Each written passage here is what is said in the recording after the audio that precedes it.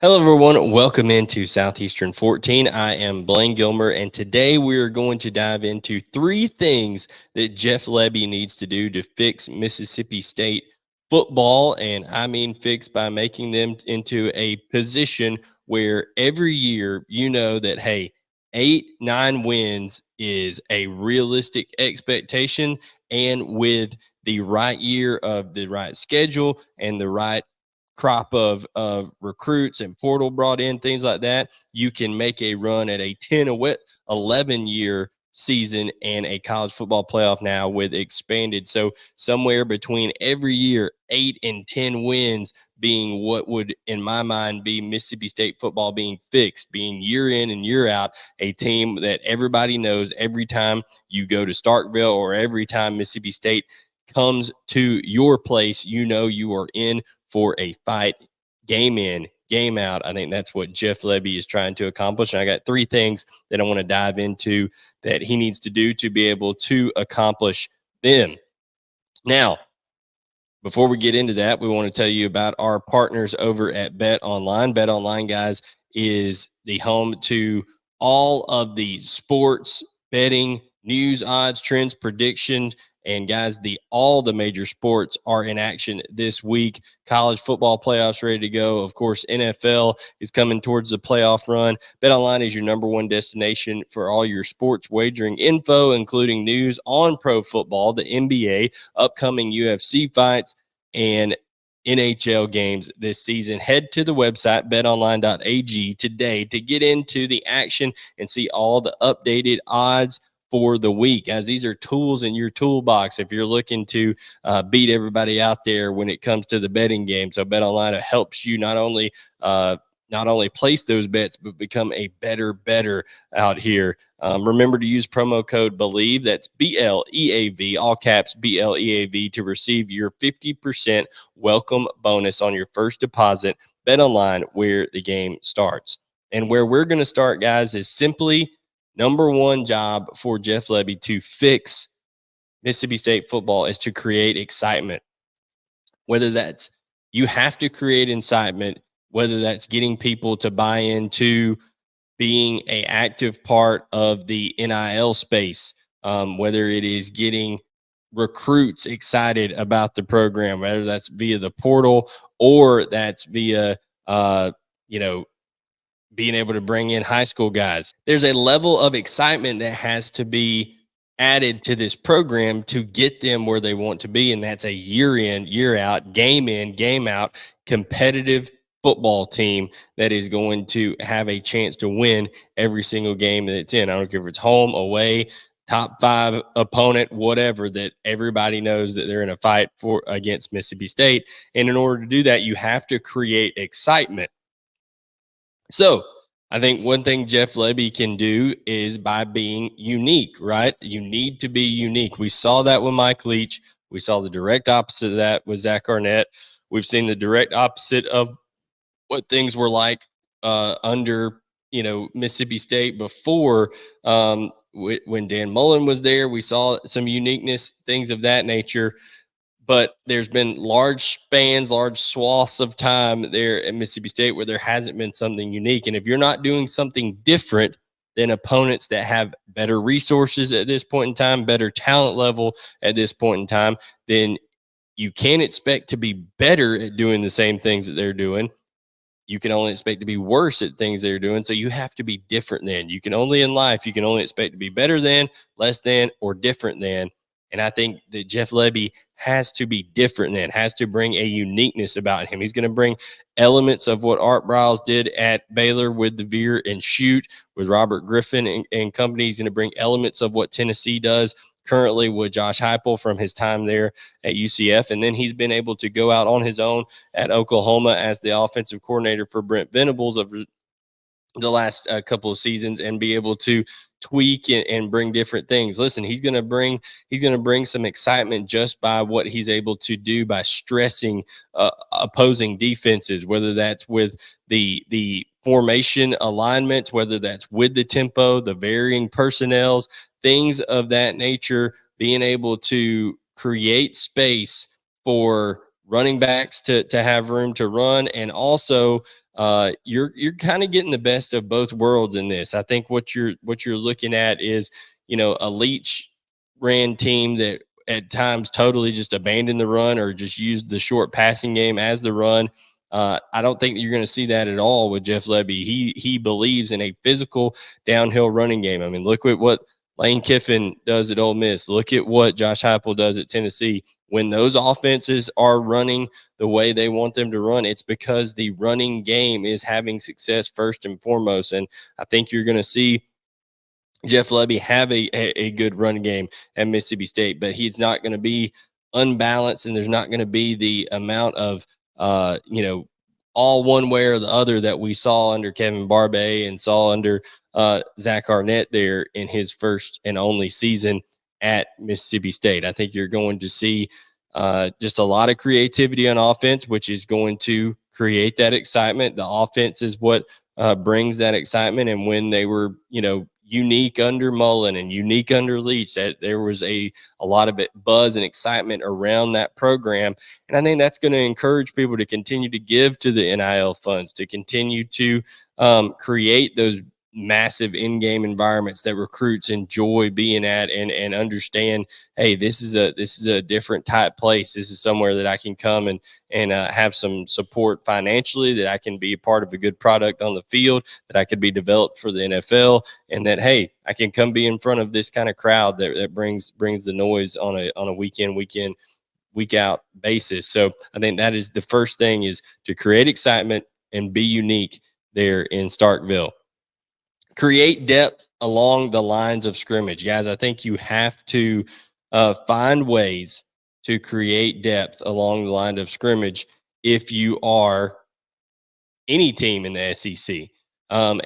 What does that look like? Okay, it's easier said than done, because with the transfer portal of guys going out, of guys not being able to play right away. Listen, there's only 5 spots along that offensive line, and you ideally want to have 16 to 18 guys that are in that room being developed at any one given time.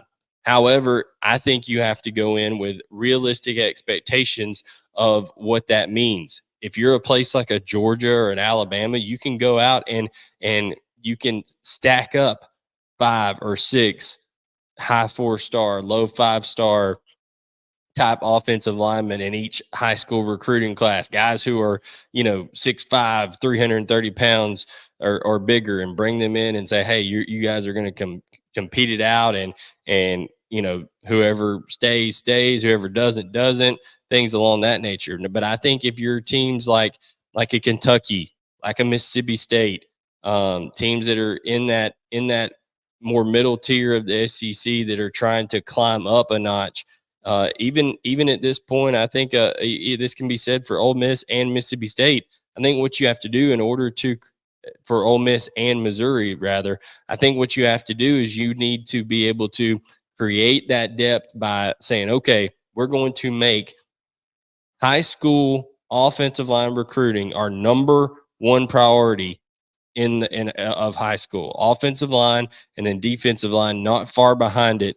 Those are going to be our 1A, 1B, or 1 and 2, depending on how you want to look like it, priorities in the high school level. And we are going to put resources, financial, NIL resources, towards getting 3 to 4 on both sides of the ball every single year that we think can be a starter within 18 months, so that we can develop these guys. They know that we're invested in them, and that we believe in them, and that we believe they'll be a product on the field at least by the time they're a sophomore.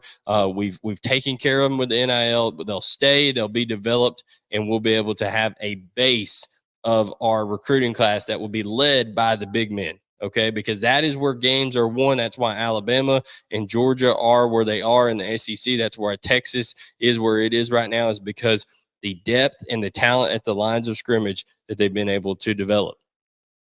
Then in the transfer portal, there's not a ton of big body guys out there for a reason. They're typically, if they're really, really good, they're held on to. okay, by their team, or they're retained.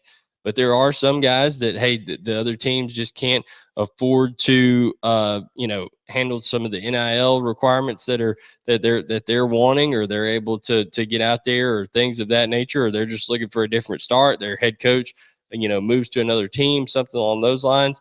You have to try to land at least one quality offensive and defensive lineman each year in the transfer portal if you're Mississippi State. So that would give you a base of 4 to 5 every single year on both lines of scrimmage through the high school ranks primarily, and then supplemented with the portal. That would create line of scrimmage depth and line of scrimmage quality on both sides of the football. And that, if Jeff Lebby can do that, then Mississippi State is going to be in tremendous position.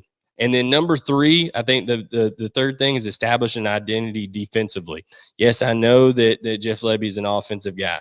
I do. I know that he's an offensive guy. I know that that's how they want to operate, and that's how they're like I said, create that excitement, be unique. However, you don't have to be the 85 Bears to be what you need to be defensively to support that. You just have to be a complementary football team, and that Mississippi State was certainly not that this year. Okay, they had some decent defensive performances. However, with Zach Arnett being a defensive guy, however, they were 13th in the SEC in red zone defense. They were 13th in the SEC in turnovers created, and they were middle of the pack in terms of third down offense. So create turnovers, be bend but don't break. Who cares what they do in between the 20s? Stop them when they get in the red zone, and get off the field on third down when you can. Convert those third downs. Should be, if they could get to a point where, hey, they're creating turnovers and they're getting close to that 40, upper 40s mark when it comes to third down conversion rate, mid to upper 40s. That would be huge. Georgia, you're not expected to be at the Georgia level of 26, things like that. But if you can hold teams on third down conversion rate to, less than 40%, if you could make it a, hey, 60% of the time we're getting off the field, and we're getting to the point where we're able to really disrupt the rhythm of opposing offenses and give our offenses more chances, then I think that would be absolutely huge. But the red zone is a huge deal. Can you hold teams to 3 points more often than 6 points? Okay. Can you create those turnovers that give you those extra possessions in the game? We all know that turnovers, special teams, field position, things of those lines are some of the largest indicators of success in a football game. All right. Take care of the football, create those turnovers. And then you don't have to be, like I said, you don't have to be a team that leads the league in pressures. You don't have to be a team that creates the most havoc, stuff like that. You don't even have to be the team that has the best numbers in terms of yardage allowed, rushing offense, passing offense. It just has to be where it counts the most. Are you creating the turnovers?